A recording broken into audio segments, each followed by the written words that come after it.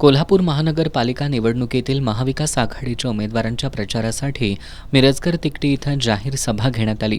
खासदार शाहू महाराज छत्रपती हे या सभेच्या अध्यक्षस्थानी होते। या सभेला माजी मंत्री आणि काँग्रेसचे नेते बाळासाहेब थोरात यांची प्रमुख उपस्थिती होती। यावेळी बोलताना बाळासाहेब थोरात यांनी कोल्हापूरला कसं पुढे घेऊन जायचं हे व्हिजन असणारा एक आश्वासक नेता तुम्हाला लाभलाय। सतेज पाटील हे पुढच्या काळात महाराष्ट्रातलं एक आश्वासक नेतृत्व असून त्यांना कोल्हापूरकरांनी साथ द्या असं आवाहनही त्यांनी केलं। मध्ये दिसलं महानगरपालिकेच्या एक दिवस सगळ्या पेपरचे हेडलाईन काय पहा, सगळ्या पेपरच्या हेडलाईन आहेत उमेदवारी अर्ज मागं घेण्याच्या वेळेस दुसऱ्या दिवशी दहशत लालच दाखवणे आणि खुनापर्यंत जाणारा महाराष्ट्र लोकांनी पाहिला। ही परिस्थिती का झाली महाराष्ट्राची? बिनविरोध झाले, 70 बिनविरोध होऊ शकतात, कसे होऊ शकले 70 बिनविरोध? त्याकरता काय काय या लोकांनी केलं, कशी दहशत केली, कशा लालची दाखवल्या आणि वेळप्रसंगी खून सुद्धा कसे केले?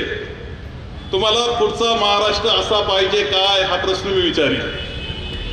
पटतोय का हा महाराष्ट्र तुम्हाला? का जो जिथं लोकशाही शिल्लक राहत नाही असं दिसतंय। लोकशाही काही काळामध्ये शिल्लक राहणार नाही अशी परिस्थिती आपल्याला झालेली दिसते आहे। भाजपचं सरकार हे धर्मात वाद निर्माण करून पोळी भाजणारं सरकार आहे, तर काँग्रेस सर्वांना सोबत घेऊन जाणारा पक्ष आहे। केंद्र आणि राज्य निवडणूक आयोग आता स्वायत्त राहिलेले नाही। महाराष्ट्रात इतके बिनविरोध कसे झाले, दहशत कशी माजली, खून सुद्धा केले असा महाराष्ट्र तुम्हाला पाहिजे का, असा सवाल त्यांनी उपस्थित केला। 4-4, 5-5 हजार कोटीचे घोटाळे करायचे, ते पैसे राजकारणाला वापरायचे, ते पैसे तुमचे आमचे होते, जनतेचे होते, लक्षात ठेवा। हा महाराष्ट्र आपल्याला पाहिजे का? दहशतीचा महाराष्ट्र आपल्याला पाहिजे का? अंमली पदार्थाचा हैदोस चाललेला दिसतो, तुमच्याकडे चालला का नाही मला माहिती। ड्रग्ज हा प्रकार आलेला आहे, इंजेक्शन प्रकार आलेला आहे, काही गोळ्या आलेल्या आहेत। काय आलंय, कुठून येतंय, कोण पैसा कमवतोय, हे कुठून येतंय? या सरकार रोज फूट पडताना आम्हाला दिसत आहेत। हे कसं घडतंय? काही कंट्रोल आहे का नाही या सरकारचं जास्त संपतो याच्यावर? ही परिस्थिती आपल्याला दिसते। आणि अशा वेळेस तुमची महानगरपालिकेची निवडणूक आहे, तुमच्यावर एक जबाबदारी या निमित्तानं की या वेळेस तुम्हाला सरकारला इशारा द्यायचा आहे, सरकारला एक भाग दाखवायचा आहे की जर तुमचं वागणं नीट नसेल तर आम्ही तुमचा बंदोबस्त आम्ही करू, हे दाखवून द्यायची जबाबदारी ही तुमची आमची, लक्षात ठेवलं पाहिजे। आणि म्हणून मतदान जे करायचंय ते महाविकास आघाडीच्या आमच्या या उमेदवारांना करायचंय। फक्त महानगरपालिकेचा नाही तर भविष्यात विधानसभा निवडणुकीवेळी सुद्धा जाहीरनामा तुम्हीच करा, पुढं राज्याचा कारभार सुद्धा तुम्हालाच करायचा आहे असं म्हणत बाळासाहेब थोरात यांनी आमदार सतेज पाटील यांचं कौतुक केलं। खासदार शाहू महाराज छत्रपती यांनी यावेळी बोलताना महायुतीकडून लोकांच्या हिताचं कमी आणि नेत्यांच्या हिताचं जास्त काम केलं जातं अशी टीका केली। त्यामुळे जनतेनं त्यांना त्यांची जागा दाखवून द्यायची वेळ आली आहे। यासाठी महाविकास आघाडीच्या उमेदवारांना साथ द्या असं आवाहन त्यांनी केलं। आमदार सतेज पाटील यांनी या ठिकाणची सभा म्हणजे यशस्वी सभा असल्याचं सांगितलं। उपमुख्यमंत्री शिंदे यांचा रोड शो झाला पण माणसं जमली नाहीत।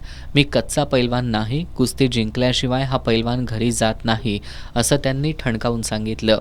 या महापालिकेची निवडणूक लागली त्यावेळी भाजप आणि शिवसेनेचे लोक काय म्हणत होते की काँग्रेस आणि शिवसेनेला उमेदवार सुद्धा मिळणार नाही, असं त्यांचं चालू होतं की उमेदवार मिळणार नाहीत, एकतर्फी निवडणूक या ठिकाणी होईल।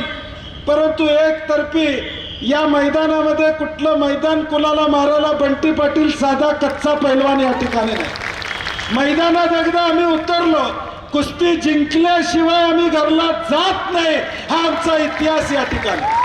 कुस्ती जिंकल्याशिवाय परत जात नाही, हा आमचा इतिहास आहे।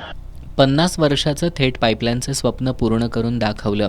आज विरोधक माझ्यावर टीका करतायत, पण यातून ते थेट पाईपलाईन मीच आणली यावर शिक्कामोर्तब करत असल्याचं सांगितलं।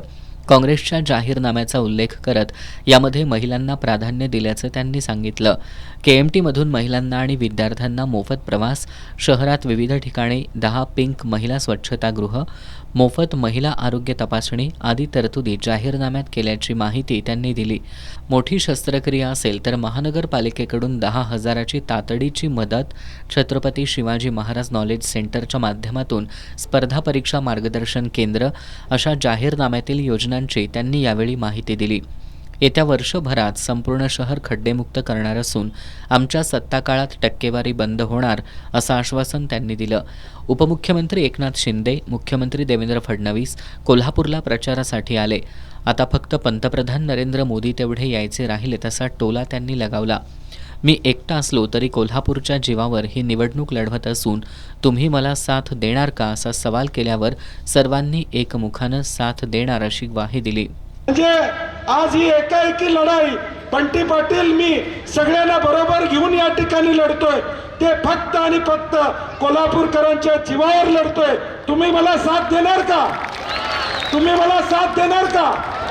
तुमच्या आशीर्वादानं, तुमच्या सहकार्यानं या कोल्हापूरचं चित्र मला बदलायचं आहे. या कोल्हापूरला एक नवं रूप द्यायचं आहे. या कोल्हापूरला एक दिशा द्यायची आहे. या कोल्हापूरच्या आजच्या आकांक्षा आणि इच्छा पूर्ण करायच्या आहेत. आणि या इच्छा आणि आकांक्षा पूर्ण करायच्या असतील तर बहुमत हे काँग्रेस आणि शिवसेनेला द्यावं ही विनंती या निमित्ताने या ठिकाणी करतो.